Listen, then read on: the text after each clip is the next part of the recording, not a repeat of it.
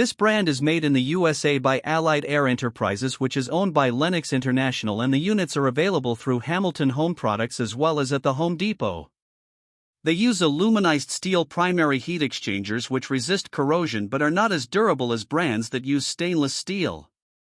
The units use hot surface ignition, which is quieter and more reliable than brands that use spark ignition, and they use durable ECM blower motors which are quieter, more energy efficient, and more durable than brands that use PSC motor technology.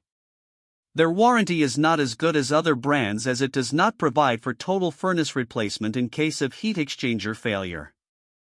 The 95G1E models are basic 92% AFUE efficient single-stage gas furnaces with a fixed-speed blower motor. The 96G2V models are premium two-stage furnaces that have a variable speed blower motor which is quieter and more efficient.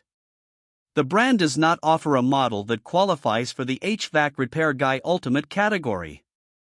This brand receives an overall 1-star don't buy rating from HvacRepairGuy. Please share your thoughts and experiences with this brand in the comments section of the HvacRepairGuy YouTube channel.